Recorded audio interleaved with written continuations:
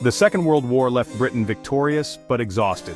The once mighty British Empire, which had spanned the globe, was crumbling. The war had drained its coffers and weakened its global standing. A new world order was emerging, with the United States and the Soviet Union as the dominant superpowers. Britain found itself navigating a complex geopolitical landscape. The Cold War was dividing the world into two opposing blocs, and Britain, while allied with the US, was also acutely aware of its own diminished capabilities. The country was focused on rebuilding its shattered economy and adjusting to its new role in the world. The war had also fueled nationalist movements in Britain's colonies, leading to calls for independence. India, Britain's most prized possession, gained independence in 1947, marking a turning point in the decline of the British Empire. Britain was transitioning from an imperial power to a nation grappling with its post-war identity.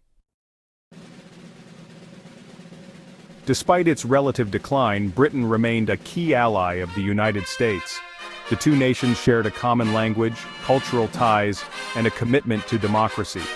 During the Cold War, this special relationship became even more crucial as both countries faced the threat of Soviet expansionism. Britain became a founding member of NATO, the Western military alliance formed in 1949 to counter the Soviet Union. The two nations collaborated closely on intelligence sharing, nuclear weapons development, and other aspects of Cold War strategy. However, the relationship was not without its tensions. Britain, while supportive of the US policy of containment, was also wary of becoming too entangled in American foreign policy adventures. The Suez Crisis of 1956 would highlight the limits of the special relationship and expose underlying disagreements about the use of military power. Even as the Cold War dominated the international stage, Britain found itself embroiled in other conflicts, often remnants of its imperial past. One such conflict was the Malayan Emergency, which began in 1948 and lasted for over a decade. The Malayan Emergency was a communist insurgency against British rule in Malaya, a British colony in Southeast Asia. Britain committed significant military resources to the conflict, deploying tens of thousands of troops to fight the insurgents. The conflict proved to be a long and costly affair, draining British manpower and finances.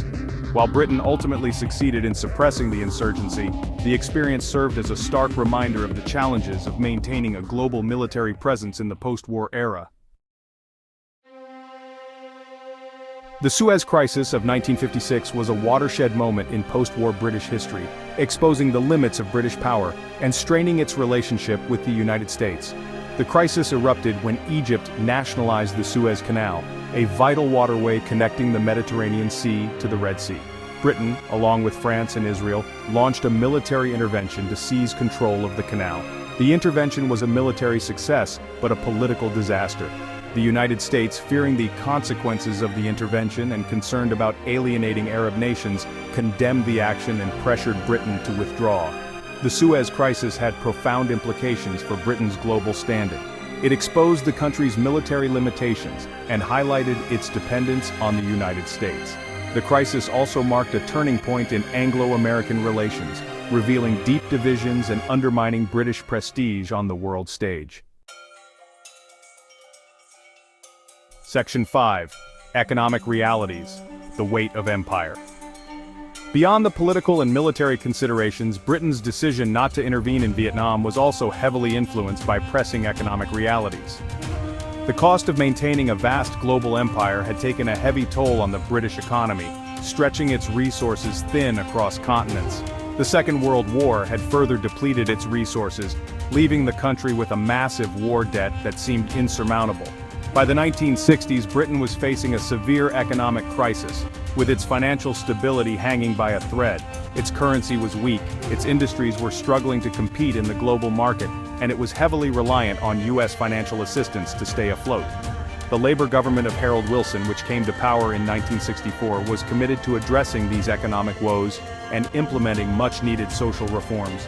Engaging in a major foreign war like Vietnam would have been economically ruinous for Britain, exacerbating its already dire financial situation.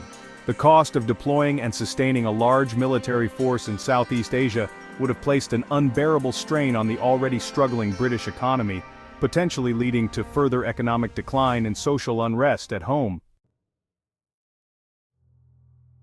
Section 6. The Vietnam Quagmire: America's Growing Involvement. As Britain grappled with its own challenges, the situation in Vietnam was deteriorating rapidly. The United States, initially providing military aid to South Vietnam, gradually increased its involvement in the conflict.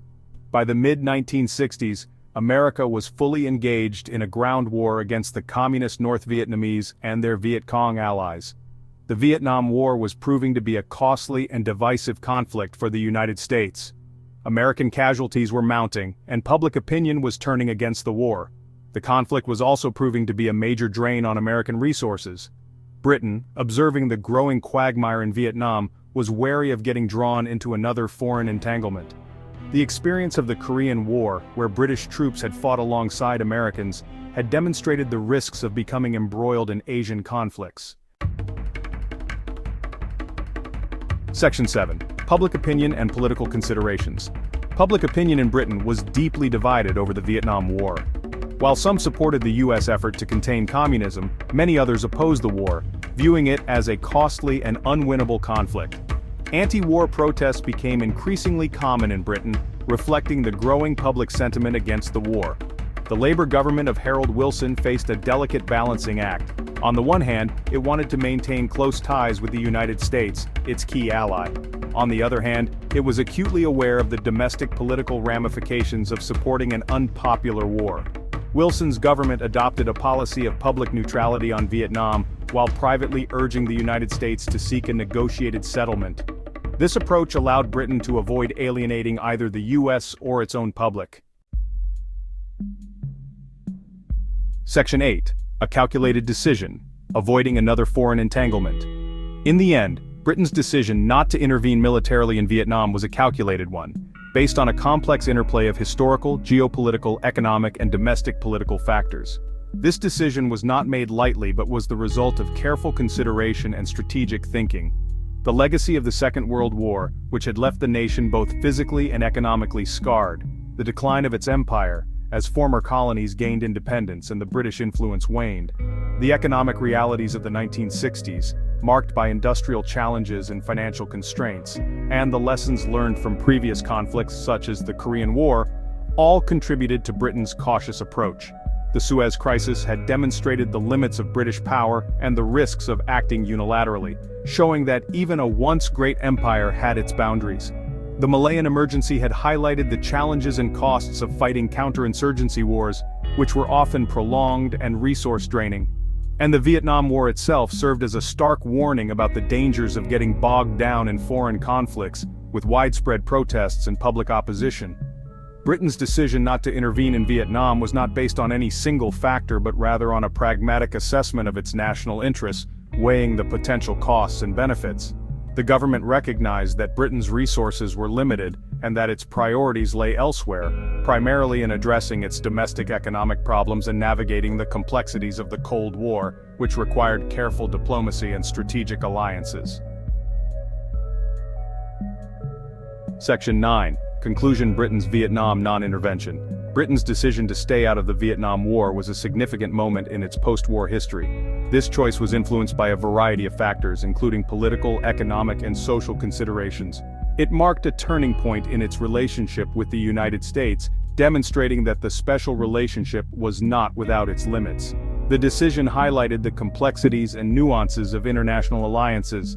It also reflected Britain's evolving role in the world, as it transitioned from a global power to a nation more focused on its own domestic concerns. The economic recovery post-World War II played a crucial role in shaping this new direction. While Britain did not send combat troops to Vietnam, it did provide some limited support to the US war effort, primarily in the form of intelligence sharing and military training. This support, though minimal, was a gesture of solidarity with its ally. However, its involvement remained minimal compared to that of the United States and its other allies. The scale of American military presence in Vietnam far exceeded that of any other nation. Britain's Vietnam non-intervention continues to be a subject of debate among historians. The decision is analyzed from various perspectives, including political strategy and moral responsibility. Some argue that it was a pragmatic decision that served British interests well, while others contend that Britain should have done more to support its American ally. The debate reflects broader questions about the nature of international alliances and national interests. Regardless of one's perspective, Britain's decision to stay out of the Vietnam War remains a significant and revealing episode in its post-war history. It offers valuable insights into the complexities of international relations and the challenges of balancing national interest with global responsibilities.